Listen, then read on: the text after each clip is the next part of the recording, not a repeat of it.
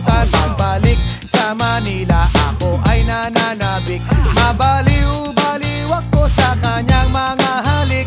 Okay lang, di maiwasan na mamiss paminsan-minsan. Pero pag kami nakita, aking panggigigilan. Di ko siya titigilan when she comes.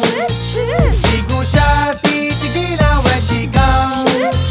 Di ko siya titigilan, di ko siya titigilan, di ko siya titigilan when she comes.